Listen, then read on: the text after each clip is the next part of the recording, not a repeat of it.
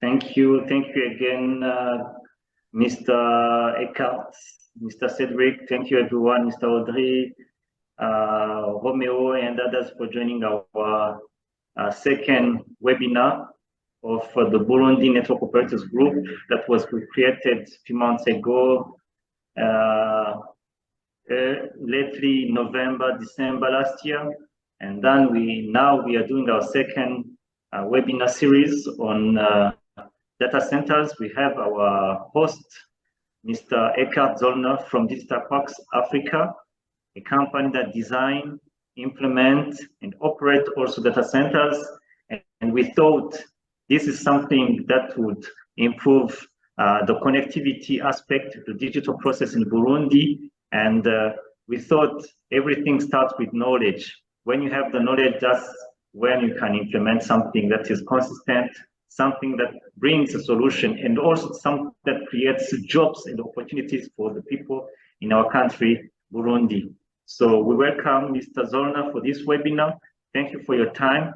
We really appreciate the experience and recommendation that we'll be sharing to us during this webinar. Thank you. Okay, thank you very much. And thank you to everybody for making time this morning and joining. I'm going to just talk towards a couple of points that I think you mentioned are of interest. So let me go over that, and hopefully after that we still have some time for a question and answer session. So my name is Eckart Zollner. I look after the business development for Digital Parks Africa. We currently operate 3 sites in Gauteng, which is a province in South Africa, looking to grow our presence across South Africa and also into sub-Saharan Africa. Yeah, so we've been operating since 2017 and gained some valuable insight. So I will be sharing some of that with you. Some of the key points that I think I extracted from your email were these sort of 6 points I want to talk about: sort of data center site selection processes, personal skills requirements, data center target markets, stakeholder engagement, as well as ecosystem development, and then market positioning. So if I start with point number 1, site selection for data centers is obviously the most critical aspect, quite a difficult and tricky aspect. There are checklists available literally with hundreds of questions and points to be considered. What I'm showing here and what I'm talking towards sort of are the main categories that are important towards data center site selection, and behind each one of them are dozens of questions that one needs to be answered and that need to be considered. You have to bear in mind that a data center site selection and data center build and operate strategy is something that needs to be done with a long time frame horizon in mind. In other words, you have to think about a lifespan of at least 20 years. So you have to be thinking to cover aspects from the day you start 20 years ahead. You know, data centers for the providers as well as for the customers, they're like getting married. It's something that you do once in your life, and that is extremely difficult to move away from or change, you know. So one has to approach it with a long-term view. Number 1 on the list here, I have the availability of power. So you have to be thinking around proximity to stable power sources, and proximity to reliable power sources, as well as power sources that can be ramped up. As you know, one thing in the IT industry, in the market, is that the power consumptions of devices is increasing all the time. The density increases, the footprint decreases, but the power consumption increases. So the site selection criteria with regards to power availability, it's very important that you have stable power available and that you have access to, that you understand the scalability of that power availability as well. If in the beginning phases you use 1 megawatt, in 10 years time you might need 10 megawatts or 20 megawatts. You know, how do you get there? How does a provider bring that power to the site? Those are important questions. In terms of environmental standards, which are also coming into the data center design and operation philosophy as important component these days, we also have to consider not just traditional power sources, but also renewable power sources, supplementing traditional power sources. And for the most instance, at the moment, what is available and proven on the market are solar photovoltaic power sources, but these need a lot of land, you know. So ideally, you want to be close to open land, to large pieces of open ground as well, that could be developed later on during the life cycle of the data center, as solar farms, for instance. Roof spaces of data centers can be used for renewable photovoltaic sources, but it's not enough. You know, you need large tracts of land to bring some meaningful photovoltaic power generation into the energy supply mix. So something that's very important to be considered, but you certainly want to be close to substations, transformer stations, or high capacity power supply lines. On the next important thing is the topic of fiber routes. So your site has to be close to existing multiple fiber routes, or has to be in a location where it's easy to bring fiber routes into your data center. You will always want a multiple amount of fiber routes into the data. You'll want more than 2 diverse fiber routes right into your building. Maintenance aspects, as we know, maintenance tasks often lead to fiber routes being damaged as other civil infrastructure is being built, roads are being built, water ducts or electricity ducts are being built, and fiber routes are inadvertently somewhere dug up and damaged, or even overhead fiber gets damaged. So you want to be able to be serviced by 3 or 4 different diverse fiber routes into your data center at least. You also want to be able to offer wireless access from your data center. So you really want your data center to be in locations that are favorable as wireless point to multi-point distribution points. So you certainly don't want to be in a small dip surrounded by lots of hills and mountains. Sometimes it's unavoidable, but it's certainly a consideration. Wireless signal distribution is often an important component for service providers, either as redundant links or as temporary links until fiber routes to clients or to other nodes are installed on the ground. Fiber distribution, as you know, takes a lot longer than wireless distribution from an infrastructure perspective. So the data center has to be able to be tied into a wireless network with some ease. Obviously, your access routes are important.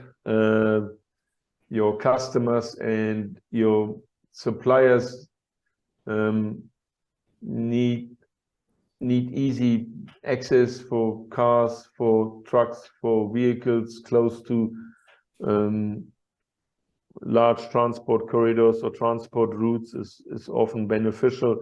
Your diesel provider needs to come in on a regular basis with large diesel trucks that can refuel the generators and so on.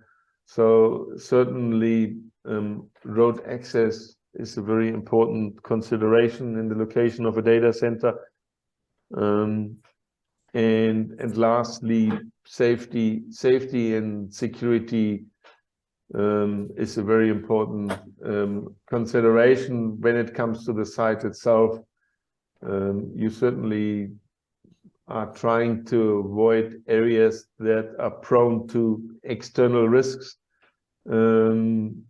Data center providers like to avoid, for instance, areas in the way of low-flying flight path, areas that are prone to flooding, areas that are prone to tectonic movements or shifts in the earth crust or vibration, often artificially introduced vibration from underground mining activities is certainly to be avoided.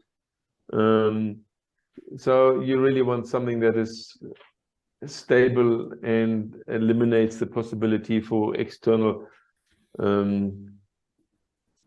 disruptions.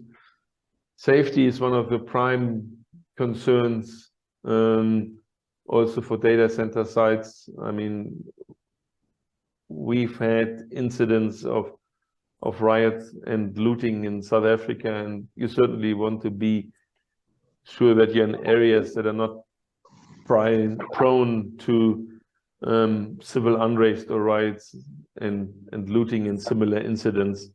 For instance, proximity to army bases would be a high risk because that can be targeted. So these are all considerations you want to be taking when, first of all, locating a data center site. And as I mentioned, I'm happy to share a list of a few hundred questions really that one needs to ask oneself when selecting a site, but each of those questions falls within these 5 main categories really. Are there any questions on this? It's fine so far. Thank you. Thank you. The next point I'd like to address is this requirements of the personnel when it comes to running and operating and managing a data center. It's a number of very specialist skills that are needed. But over the years, there is a good framework of specialist certified training courses that are being provided in various means, in traditional classroom training, in online training for self-study and so on. So there's a range of data center design, management and operational, as well as construction certification that one can obtain. And there's a number of institutions, globally recognized institutions that offer such training. And they're also well represented and well entrenched into Africa. When it comes to data center deployment and data center technology, Africa is really, the last continent that has still the biggest growth potential globally for data center development and data center deployment. So markets in Europe, Asia, and the United States are quite saturated. But so the providers of data center services and data center skills and knowledge have all seen that opportunity that Africa represents for them and are quite geared in terms of providing this training and these resources for the African market. So the key areas of skills, backgrounds that is needed in a data center operational environment are electrical skills. And these electrical skills are quite wide-ranging because we use different disciplines within the electrical engineering field. We use alternating current, obviously, on the supply side, and here the skills need to be able to manage medium voltage supply as well as low voltage distribution inside the data center.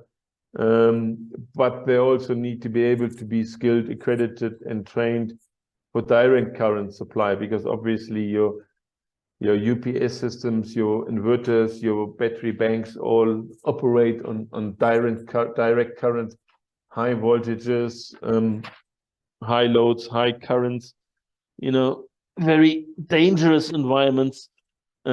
So the right skills, the right certification, and the right safety mechanisms and safety procedures are required at all times. So the electrical component is quite a large component when it comes to your scaled space inside the data center.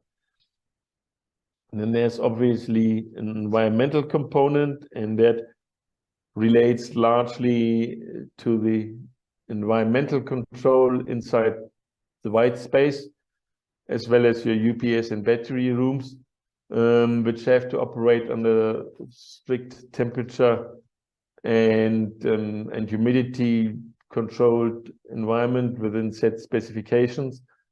And again, these are quite dynamic environments, and that different types of technology have different heating footprints or waste heat footprints inside the rack, inside the data center.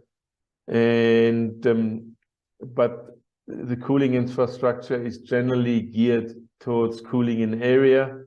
Even within a hot aisle or cold aisle containment, it's applied across the whole hot aisle environment. But you easily have certain high performance servers or high performance equipment creating hotspots within the rack, and you need mechanisms to be able to provide sufficient cooling into those hotspots. You also need to take care in a hot and cold aisle containment scenario that you don't have any hot and cold air contamination between the two areas. So there's very sophisticated modeling systems, modeling software, modeling algorithms that are being used in terms of the design of cooling and cooling management systems, as well as operational systems. So a knowledge of the specifications and the knowledge of the systems and the knowledge of the modeling of these is quite important on the environmental and cooling side. And then there's a strong requirement on networking skills. Obviously, you're running a number of customer networks throughout the data center. You're also running your own network throughout the data center with data center interconnects, with interconnects onto some of the shared facilities, such as exchange points, such as all your data center operational technology, which is normally an IoT-based sensor technology across your data center environment. So networking skills are quite highly required, as are IT infrastructure skills. And that is not simply just for the requirements posed from the actual data center operations, but also the services that your clients rely on, because your clients often rely on your staff to offer a remote hand service that includes networking and IT infrastructure skills, because the reason your client puts equipment in the data center is that they don't have to have their own server rooms and their own staff on site. They rely on your staff to assist with basic configuration activities, basic health checks, networking and inter-equipment, inter-rack cabling tasks, and so on. So certainly networking, cabling, and IT infrastructure skills are required. And lastly, a set of mechanical skills. This has to do largely with your backup power generation, your generator facilities, your generator rooms. Generators require a high degree of proactive maintenance at all times. They also require a high degree of supervision when they're running for a prolonged period of times. So that skill set also has to be represented well within your workforce. Are there any questions on those points, or can we move on?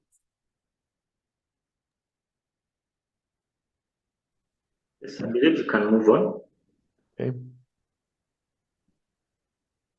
Now, if you look at the data center itself, who is your target market? And your target market is certainly all the players, all the stakeholders in the entire ICT spectrum. But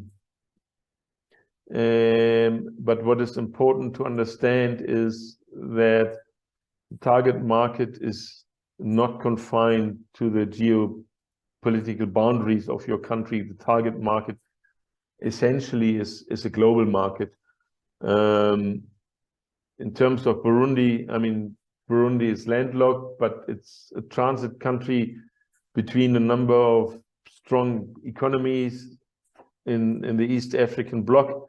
So certainly it'll carry a fair amount of transit traffic, has some transit providers, but it will also have termination requirements from global clients into Burundi, or from global companies out of Burundi into a global interconnected data center ecosystem.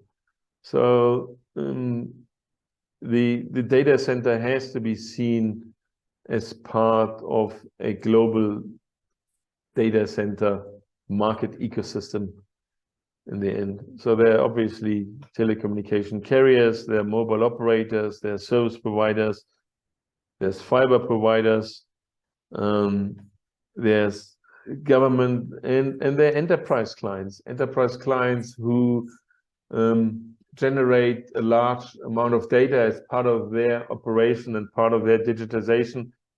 Traditionally, this starts with banks, financial institutions, financial service providers, insurance companies, those sort of companies. But as more industry verticals are digitizing, we've certainly seen that the mining sector is a sector that generates and stores and manages large amounts of data.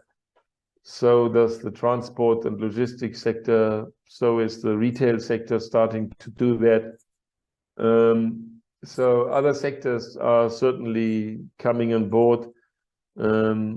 So the enterprise market is a market all on its own and quite specific, but it's really the one market that has the biggest potential, the biggest growth potential,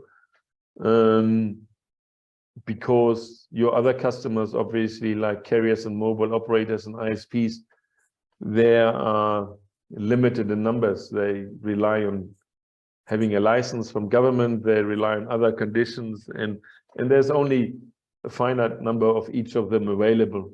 Whereas your enterprise client, locally and abroad, is a continuously shifting and growing environment of market. And lastly, there's obviously government. Government in Africa initially is in most cases the largest consumer, or initially has the largest demand. But as markets deregulate and as markets develop, that picture changes over time. One thing with government often is that government has very, very specific requirements themselves, different to the telecommunications industry or different to the enterprise market. So typically, government likes to build their own data centers, but if they are convinced to go and utilize third-party data centers, it's a good idea to have separate areas within a data center earmarked for government services, because government will want their own security access protocols, their own storage and server requirements, and their own ecosystem, often ring-fenced from the rest of the world. So government requirements are quite different to most other customer requirements, and it's based to segment a section of the data center just for government services.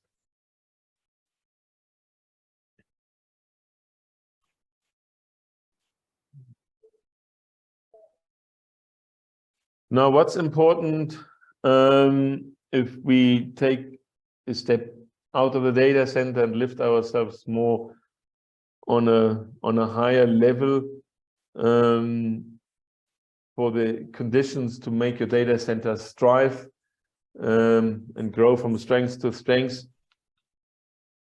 you need a couple of conditions to be prevalent in the market, and you need a couple of conditions to drive towards to optimize the benefits that a data center can offer. So the first one is market deregulation, market privatization, and those sort of things can normally only be driven once you have achieved a regulatory independence, where your regulator is highly dictated to and managed by government.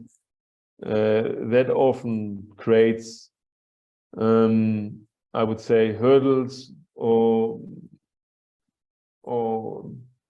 breaks, because it then determines the speed of which a market can develop, given by government control.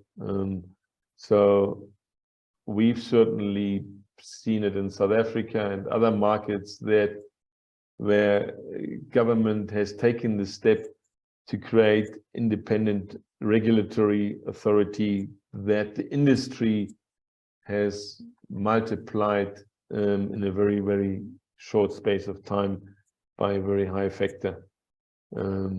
So that is important. And why I'm saying that this is important for you, I think, and we can touch on that a bit later in terms of what is needed really to grow the market, is that you need to build an ecosystem, to my first point, of all the stakeholders that were mentioned in my previous slides, and form an association, an industry association, and that association should be an association that goes beyond just an exchange point. Should be an association that expands the exchange point into a carrier-neutral data center environment, and what that needs to be established successfully and what that needs to thrive. And here you need the buy-in and the support of all your major role players. So you need the buy-in and support of the mobile operators, of the fixed operators, certainly of the service providers, fiber providers. They all need to come on board and become part of this initiative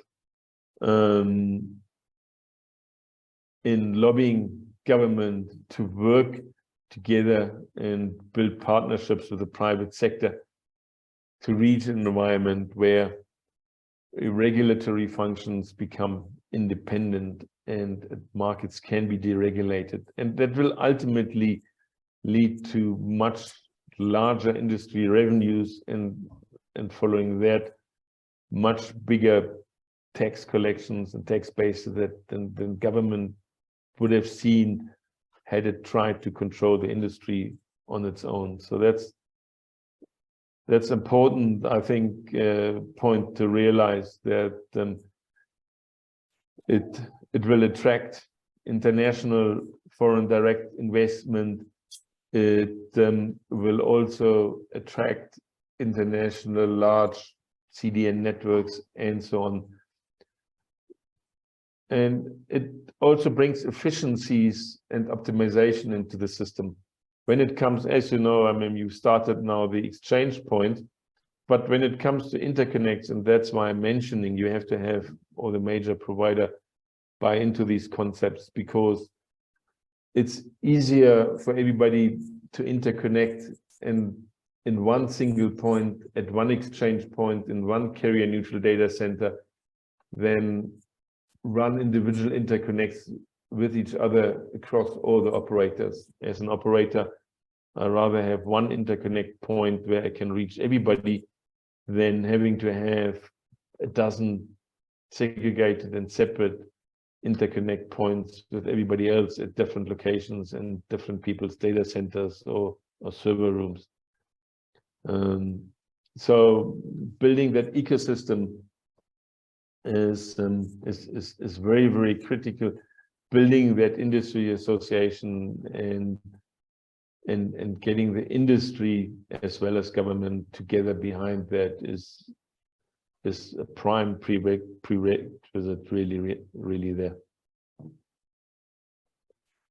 Once you have achieved that and you're building really the foundation of a successful carrier neutral data center environment, you need to be thinking broader around just a single site. You need to start thinking around multi-site deployments. You need to start thinking around your disaster recovery sites, and you need to start thinking around tying into regional fabrics as well as global fabrics, which is really driven by global network penetration, is driven by diverse global subsea cable routes. It's being driven by diverse terrestrial routes. So diversity certainly in an architectural approach is very important from day one. Obviously, you have to segment the project in different phases, and you may not, it may not be economically feasible to achieve that right from day one, but it certainly has to be something that is part of the thinking, part of the strategy, and part of the roadmap. Are there any questions?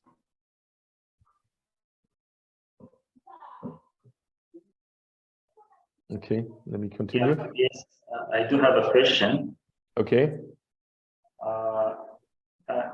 In my understanding, before even building a data center, you need to understand the context, the economic context of the country, the regional context, connectivity aspects, because you were saying that the country, Burundi, is, even though it's not that it's in the middle of many countries in the region, so it can be a strategic position to have a data center in Burundi, not only for the country, but also for the region.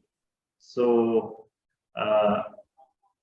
how shall we proceed when analyzing all these aspects and then be able to size, I believe, the data center? Shall we start smaller, or maybe it should be a medium data center, not only for the local customers, but also for the international ones? Yeah, so you certainly have to before you start designing towards a certain capacity, you certainly have to look. Yeah, you're quite right. You need to understand the national and local dynamics, but you also have to understand the regional dynamics, the existing networks, the planned networks, as well as the role in the region. And to understand the role in the region, you have to understand the role of your neighbors, at least, so you have to be engaging at least with your direct neighbors, neighboring countries, see what they are doing, how they're doing it, and what their vision is and their understanding, so that you can all align yourselves and become part of the same vision. You don't want to be doing things in isolation, and later on to try and have to change, that can become very expensive to do. So certainly engaging with your neighboring peers in neighboring exchanges, neighboring peering points, and so on, because you're going to become part of an interconnected fabric where you want to really bring the network, the source of the data and the consumption of the data as close as together as possible. You want to be avoiding traffic routes that trombone up and down, and you want to keep traffic routes to the minimum. You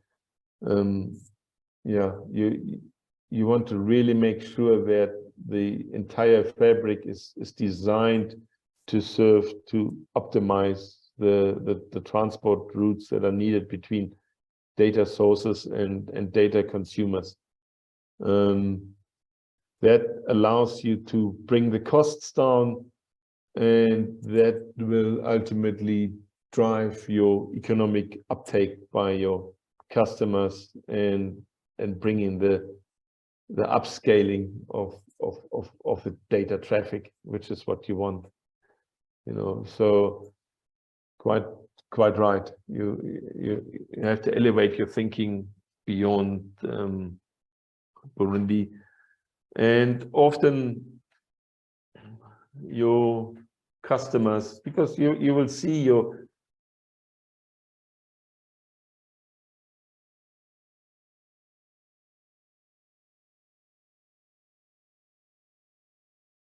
have lost your voice.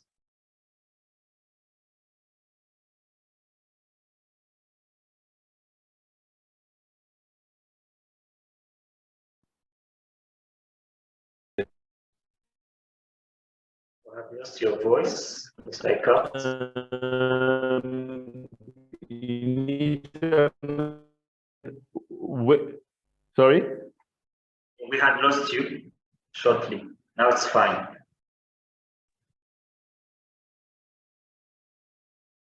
You can go ahead.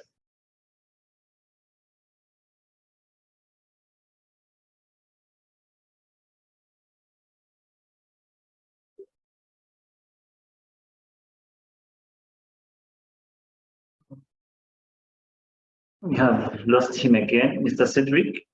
I don't know if you are hearing me. Yes, I can hear you. So I believe the issues on Mr. Eckart's side. Yes. I suspect that with the challenge that they have in I think that is back. Okay. Okay, I can see him. Thank you. Okay.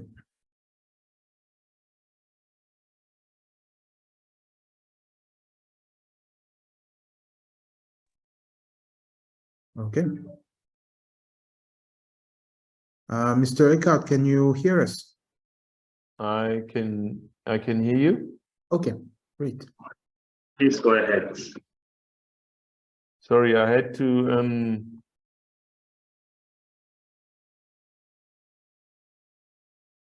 to switch networks. So I run two different networks here for backup purposes, and it looks like the one had dropped me. Let me just see. Yeah, can make the full screening. Yeah, let me go into this again.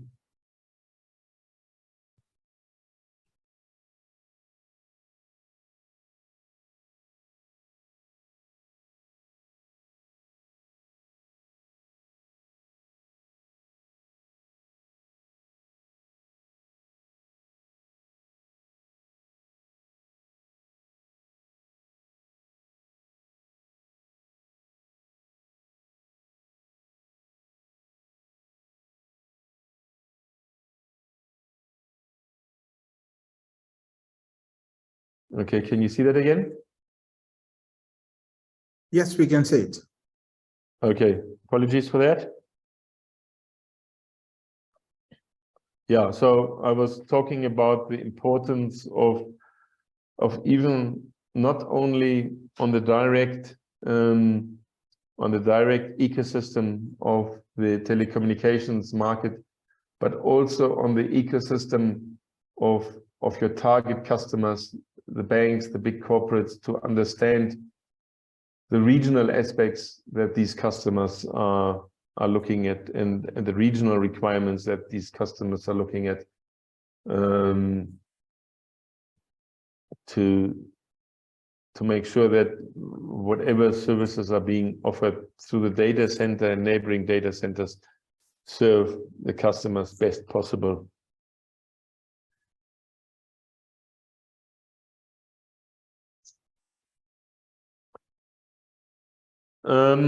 One of the important functions that you will see as a data center operator is as the development of peering points and developing the concept of open peering amongst all the service providers.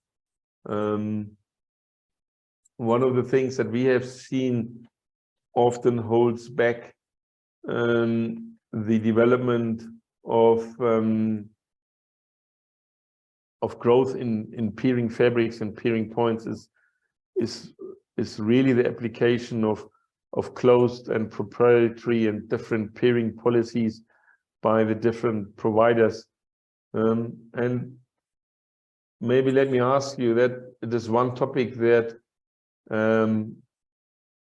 Nishal from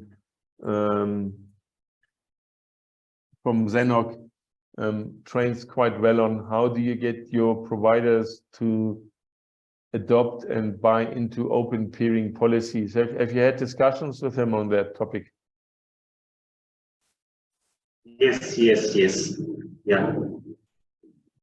Yeah, so that is very, very important to make sure that all the stakeholders, the service providers, the fiber operators, the mobile operators, the carriers understand and align with open peering policies and an open peering policy that you can maximize the benefits for everybody on your own peering fabric.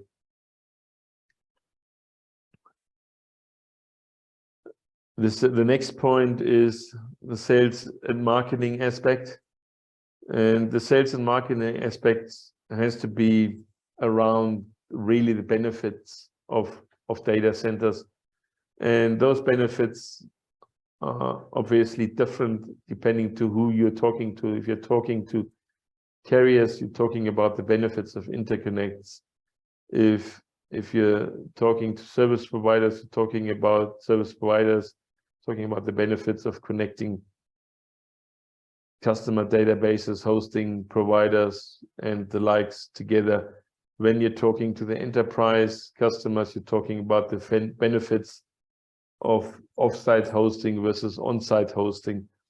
So your sales team, your sales force needs to be focused onto the different verticals of your target customers, and you need to segment and you need to diversify and equip your sales force to be able to talk to that. And it's like wherever you're doing sales, you know, the old adage of know your customer, understand his business, and understand his pain points.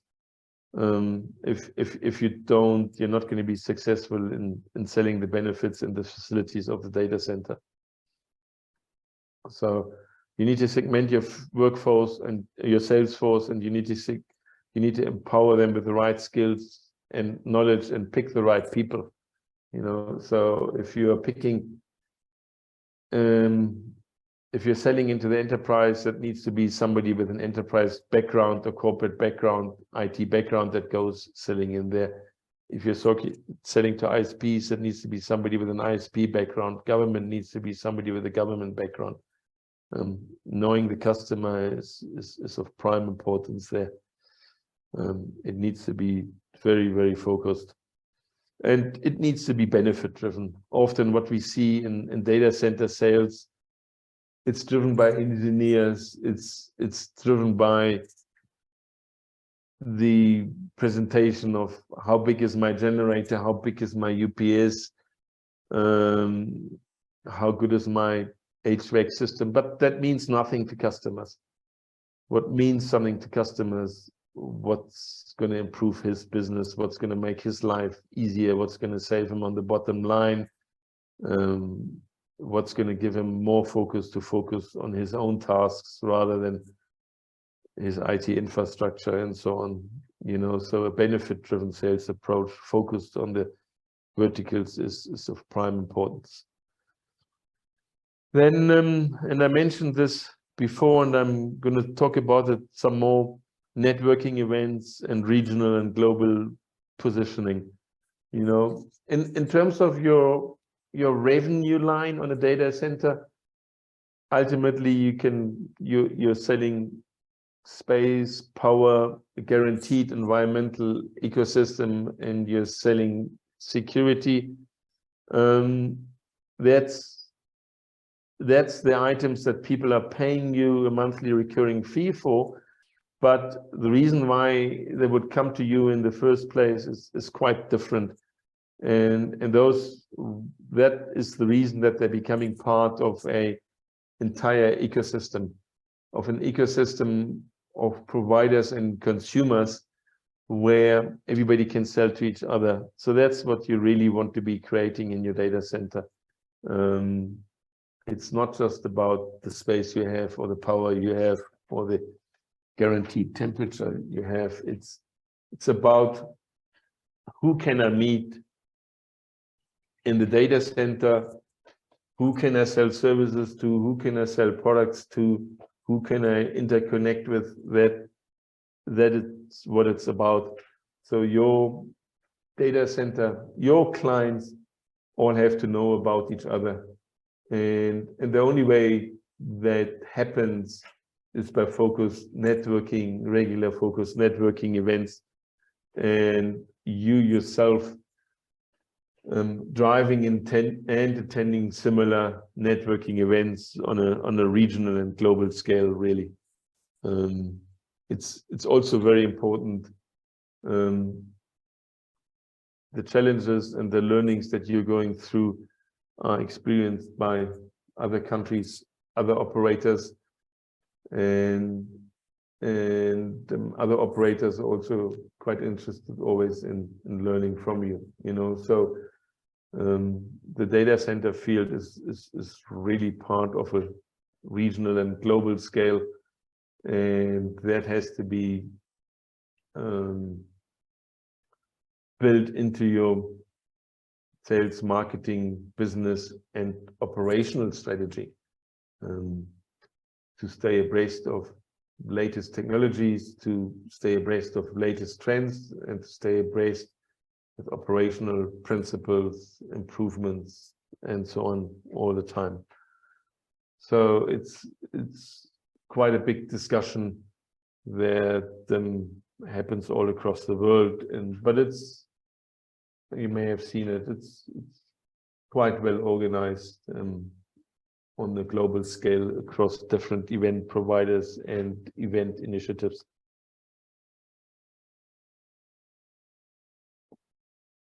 So I talked about becoming benefit driven. Scalability is also very important. I mentioned it right in the beginning. You need to start with a 20-year view, and you need to show your customers that you have a 20-year view and at least and an ability to scale. Customers get very worried if they don't see a future growth path, and if they see limitations that could arise in 3 years' time, in 5 years' time, in 10 years' time. And if you can't do it from a single site, then you need to start thinking multi-site and identifying that upfront and being able to talk to it. That is also important often from a disaster recovery perspective. Ability, how to grow, where to grow, when to grow is certainly important. That needs to be at the back of your mind at all times, because you're going to get lots of questions around scalability. And that's where the modular data center comes in quite nicely from an infrastructure perspective, from a cost perspective, and from a speed to market perspective. The modular data center philosophy is geared towards scalability. Compliance and reliability is obviously key. Compliance requirements from a telecommunication infrastructure compliance point of view, from an international quality framework, your ISO compliance framework, and the financial services industry obviously has their own very strict compliance framework and specification requirements. So those 3 compliance frameworks you have to understand, you have to keep in mind. The data center infrastructure compliance itself is very well specified through institutions like Uptime Institute or NC or other global TIA global standards. But as I mentioned, there's these other compliance that talk towards the factors that your market is going to be looking for, that your market is going to be asking you for. What we are seeing, for instance, in South Africa and across the world now, I'm not sure how big topic it is in Burundi yet, is what we call the ESG compliance factor, which is your environmental, social, and governance factors and compliance reporting. So that talks to your environmental philosophy when it comes to energy that you purchase and that you use, when it comes to energy efficiency, when it comes to your single-use raw material like your water consumption for cooling purposes, that comes to talks to your waste policies. That's all within the E of the ESG. Then there's a social compliance in terms of how you treat your workforce and how you integrate with your surrounding communities. And then there's obviously the governance aspect that determines how you comply with local, international labor laws and other laws and regulations that do apply. So a large focus and a large function of your data center operational environment is geared towards ESG compliance.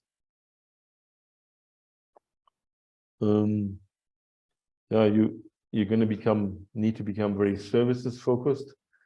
The data center environment, the peering point, the exchange node, those are very, very dynamic environments where customers interconnects change, infrastructure requirements change all the time, requirements for power demand changes.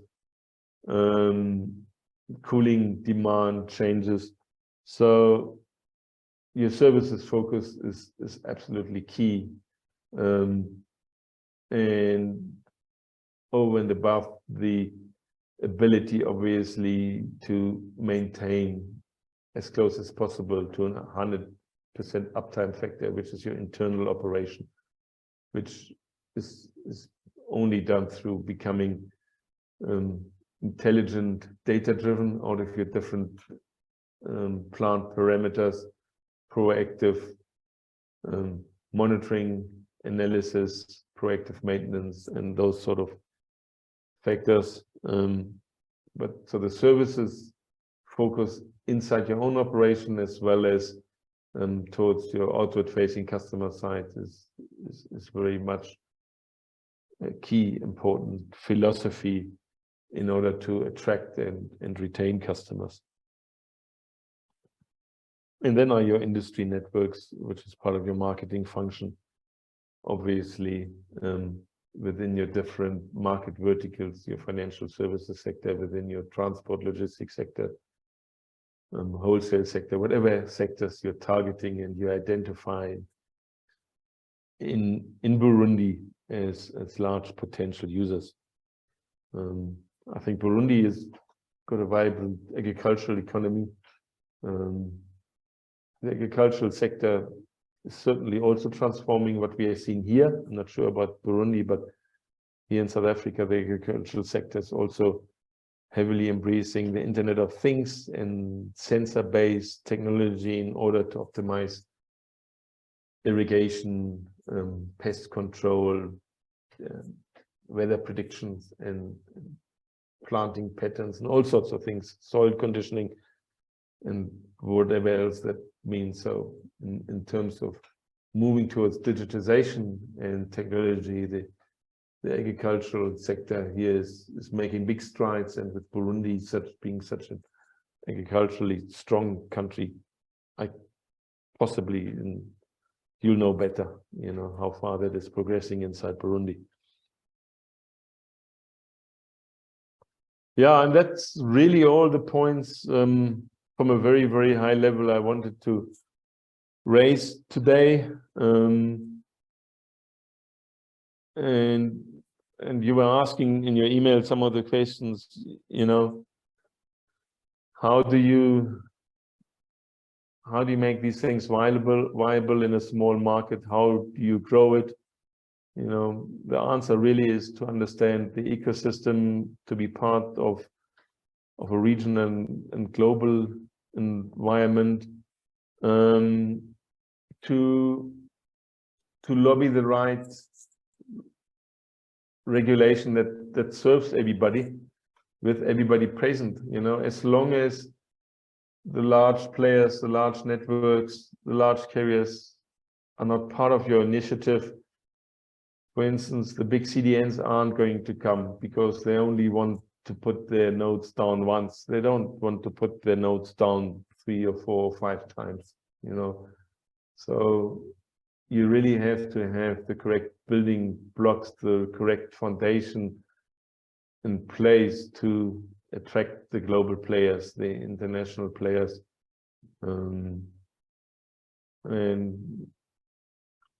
But the one drives the other. The right independent regulation allows private sector investment to flourish into the relevant digital or wireless access networks and distribution networks, which obviously drives up consumption, which then drives up demand again, because nobody wants to be left out. So all these elements you have to understand as a basic, as a foundation. We've had here in South Africa our first carrier neutral data centers and exchange points in the 2000s, but the industry probably took, in our economy, well, the regulation and the deregulation took a while to develop, and then the industry following that needed some time to develop. but the industry really only has mushroomed in the last 8, not even 10 years of our existence, you know, whereas 10 years before that, we already had carrier neutral data centers, you know, and exchange points. So it does take time, but it does require an understanding of what's required on a foundational basis, and constant lobbying and building and growing those ecosystems together, and making sure that the benefits are understood by the different role players.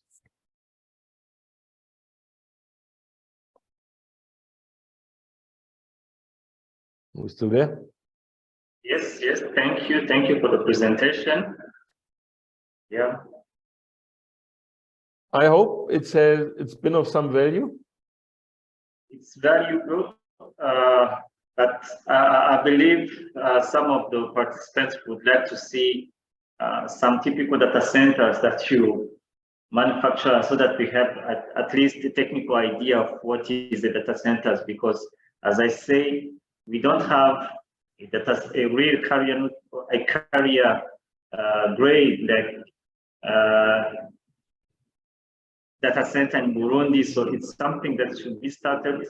The regulation is not yet there, so I believe up to now there's no license, like regulated license, that should be issued to someone who is building a data center. We only have like telco, ISP, and the other digital services licenses, but for the case of data center, not yet.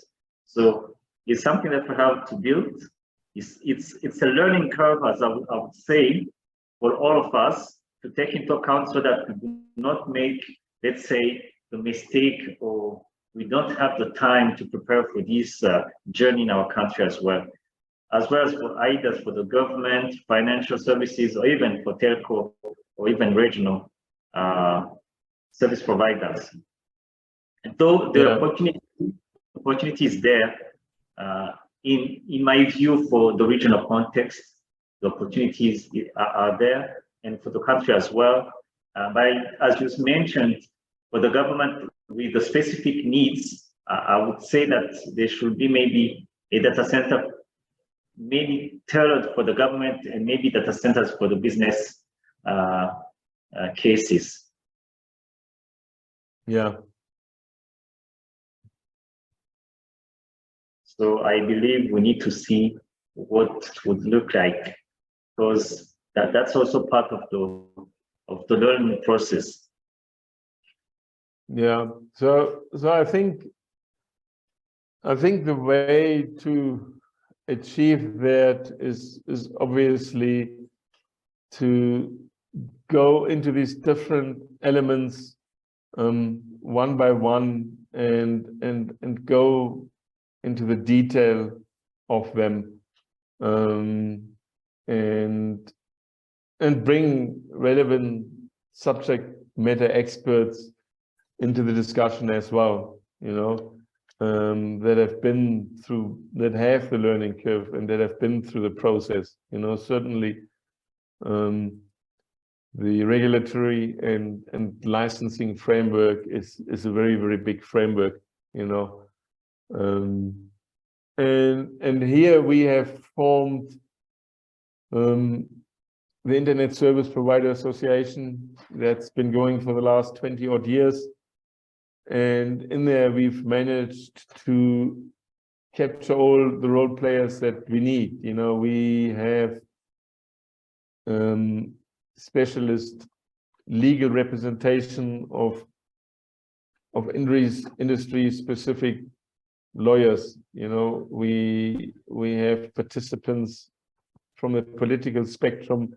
We have participants from the operational spectrum, from the different types of operators. We have participants from the equipment vendors and design and construction companies, you know. And we're building this, we've built this ecosystem around the Internet Service Provider Association, and within that we obviously have the one body where everybody gets together and and exchanges learnings and ideas, but we also have different working groups. So we have working groups for operator issues, we have working groups for legal and regulatory issues and political issues. We have working groups from a supplier perspective and OEM perspective, you know, so it's important to create an all-inclusive ecosystem where everybody can participate and add value to each other.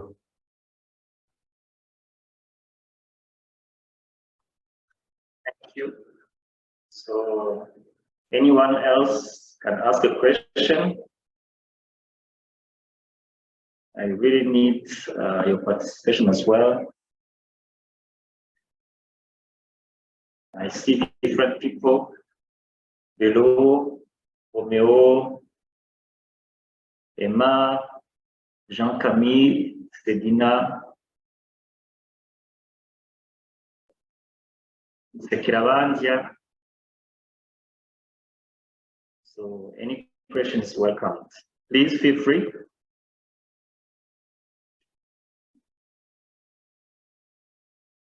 As I said, we cannot engage in technical development journey without first having the knowledge and the know-how.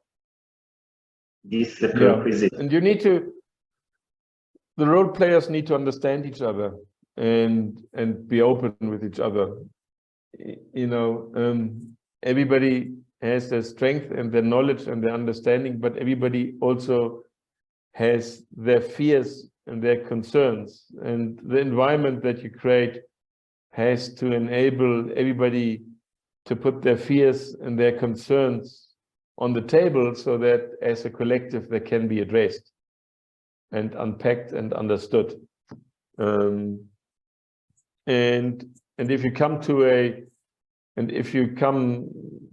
to a stumbling block where you hitting a wall in those discussions, you know, that's where the learnings from your colleagues from across the border, for instance, in Rwanda or Kenya or Tanzania, might become important, you know, because somebody else will have been through the same process and have overcome those problems, you know, and that's where your regional and global, the benefits of that regional and global network forum becomes very important. We formed here, for instance, an organization called SATA, Southern African Telecommunications Associations, and that started just by the traditional fixed line operators that needed to interconnect traffic across the borders and needed to find the best ways of doing that, you know. So you if those regional bodies don't exist, or that information exchange and learning exchange doesn't exist, it's important for somebody to grab that ball and get that going.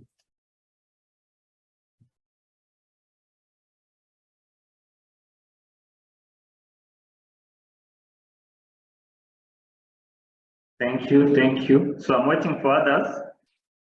Mr. Cedric, you can also push others to participate.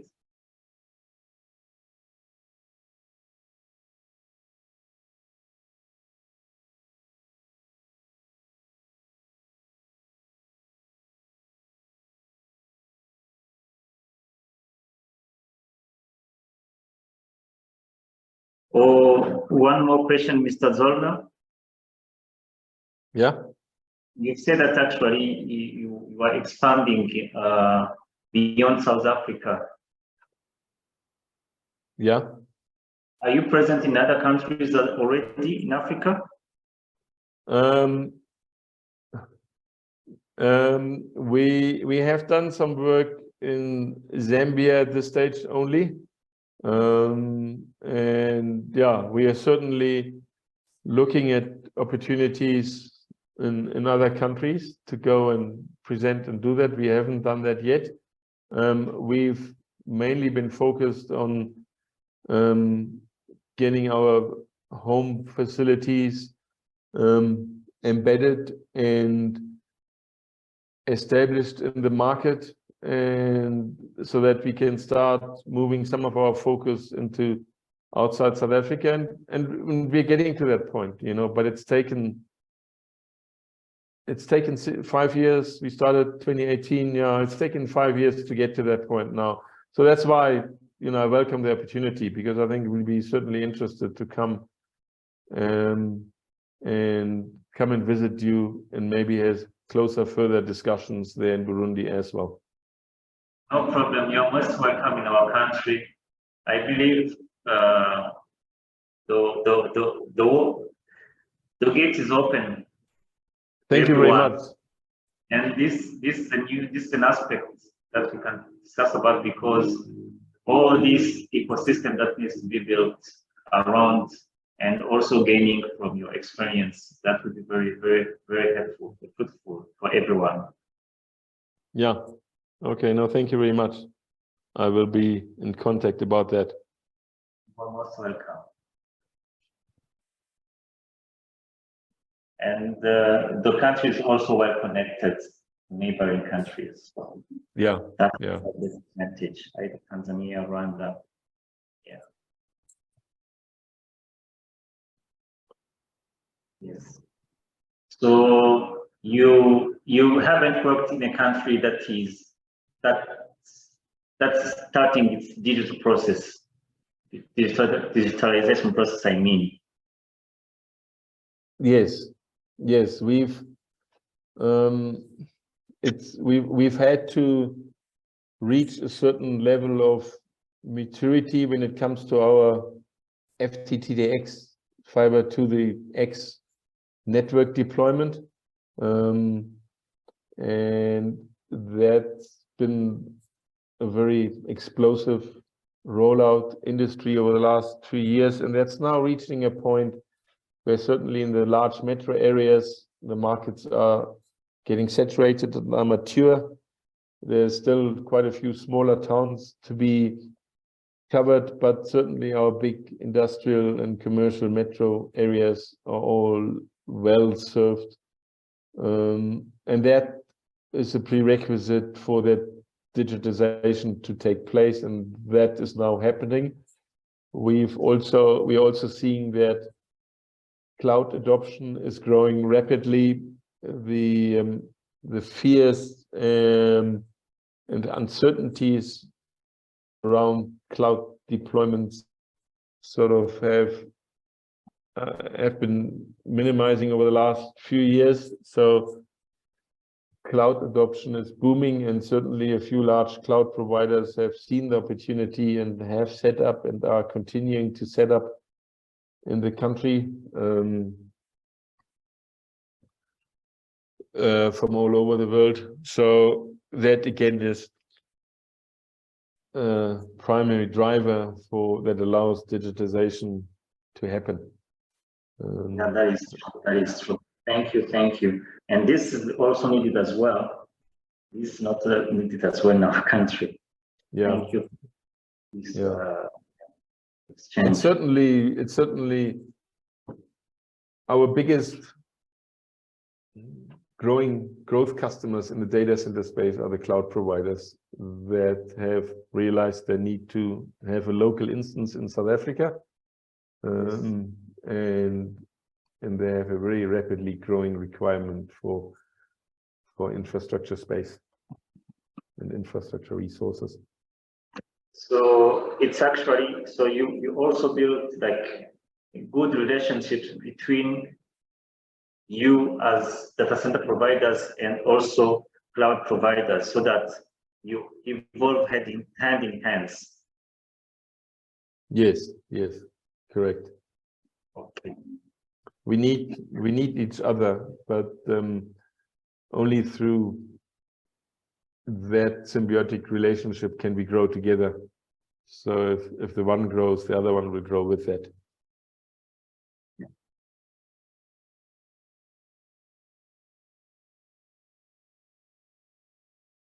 But they more than anything is other entity. They more than anybody is the one that's going to look at you very critical, that you have an ability to scale and that you have the ability to diversify across different fiber infrastructure providers and different site locations, because for them it all becomes around 100% application uptime, and they're only able to achieve 100% application layer uptime if they are deployed across multiple data center sites and across high diverse fiber distribution as well networks.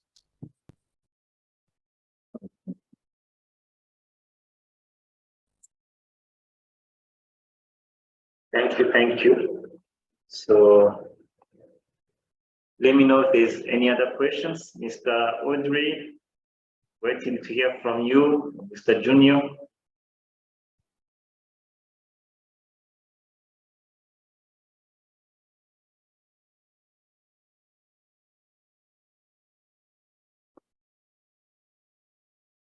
So, seems like no more questions. I believe it's quite useful what you have shared with us, and we come to understand that we have opportunities in Burundi in the government sector, but with special needs, also telco industry, regional integration, so that the data center comes to support what is being done around the region in East Africa and also at global level. And a data center is also a source of capital investment in a specific country due to the cloud service providers, financial institutions, and caching services. So we do understand actually what it might take for us to start that journey, and also the technical knowledge about power sources, power management, cooling systems, energy waste. Everything should be put into aspect before we can start that journey in our country as well. And so, and also to be able to have the sales force, I mean, the technical sales team that can be able to market all these solutions to various customers. And that's very important. And I'm seeing that actually, usually sales engineers are capable of selling such solutions. So it's no longer just a salesperson to be able to sell solutions in our daily environment. So thank you again for the insights. So we hope to continue to discuss with you and to learn from you. I believe my colleagues from Burundi or elsewhere had time to learn from you and also to take advantage of what is happening worldwide. And one more thing, I do report to everyone, you've said that Africa represents today the best place to invest in data centers. So that's very good to hear that Africa is and still a place where we can invest. So we should be open to local and international investors so that we can push our industry to evolve quickly and also gain from it, create jobs, create opportunities, and create also development of the country. So thank you again for your time. Thank you to everyone. And I hope you enjoy this second webinar. We hope to see you again in the coming webinars. So stay tuned.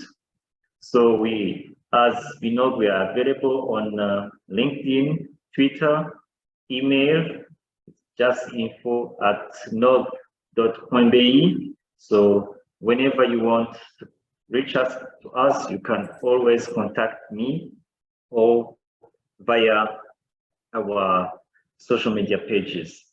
Thank you for your time.